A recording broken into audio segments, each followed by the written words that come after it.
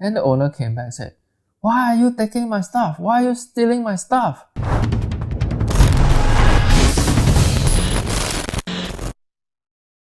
Hi, I'm Daniel and I'm a freegan.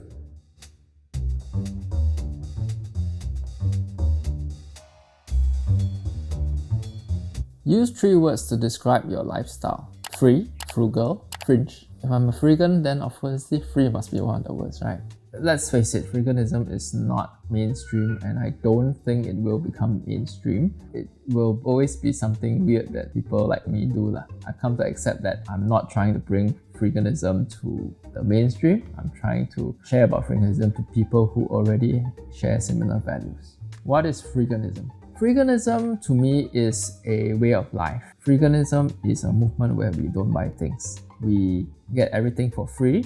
We do this by retrieving the things that other people don't want and we reuse them or repurpose them for our own needs and wants. It's especially good in an urban setting because urban settings tend to be more consumeristic. I now got iPhone 12.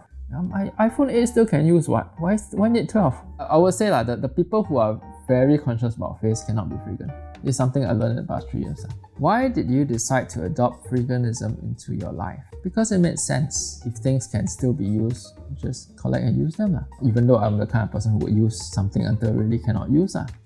These are all shoes that I've collected for free. Either they were taken directly from a bin or a friend found in a bin and passed it to me. I actually had a lot more, but a person only needs how many shoes, so I give away the rest. When I started to look at what other people threw away, I'm like, the things you throw away are better condition than what I have. Then I take yours and use then I upgrade for free. I think the biggest change for me was that I no longer have to worry so much about money. I no longer needed to buy a bookshelf. I could just pick one up from the void deck. I no longer needed to buy a vacuum cleaner. I just pick one up from the bin. I didn't need to buy anything. If I don't need to spend money, then I don't need to work. What? And I think a lot of people in Singapore, our dream is not have to work, can retire early. I spend $450 a month. About 100 of it goes to term insurance, healthcare insurance.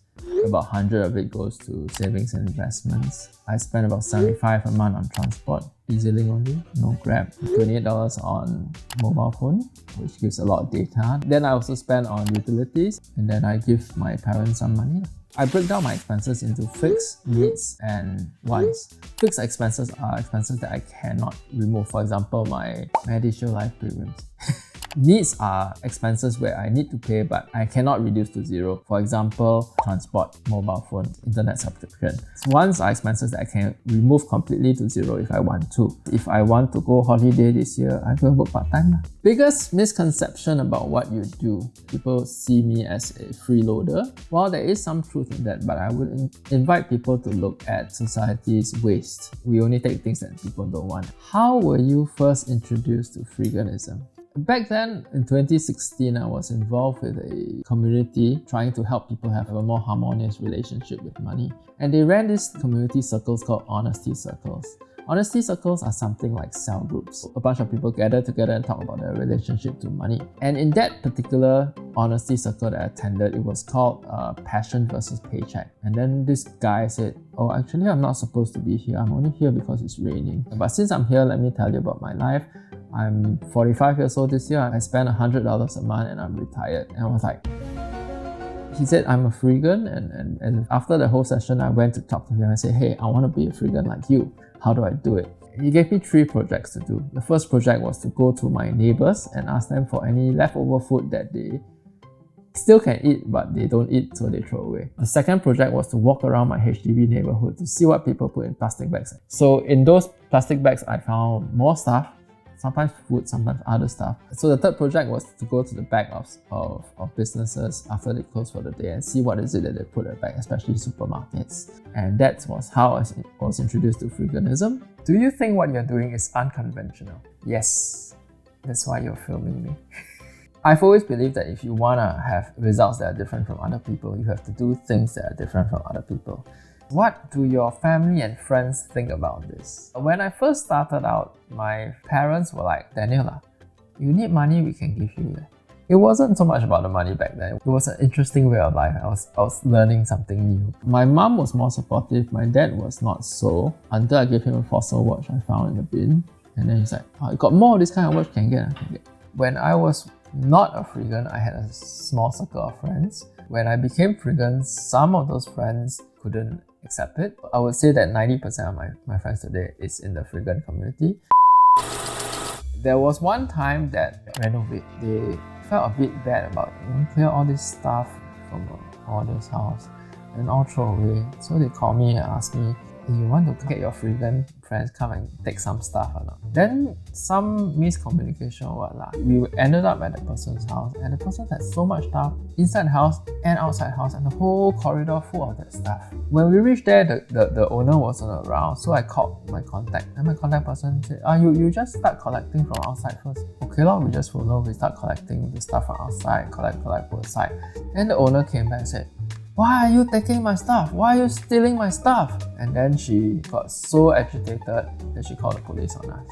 And then she told the police, these people come, why they take my valuables? I already put all the stuff that I don't want inside the house. All my valuable things I take for inside the house, I put outside the house already. And the police were like, then the police officer talked to me. The four of us police officers were just going to bring you into the lift and bring you downstairs. When you're downstairs, you can go already because this woman not really right lah. Most interesting finds from dumpster diving. I was doing my dumpster diving route around my flat 4 days before Christmas. So I opened up a bin and I found inside a PlayStation 3 box. But I was holding something quite heavy. Take out. Wonder what's inside. Open. It's a PlayStation 3 inside. Got game inside somewhere. Final Fantasy 13. There was a restaurant in Chinatown that was closing down, so I rescued this chiller fridge. I like it because you can put a lot of food inside, especially if you take out the trays.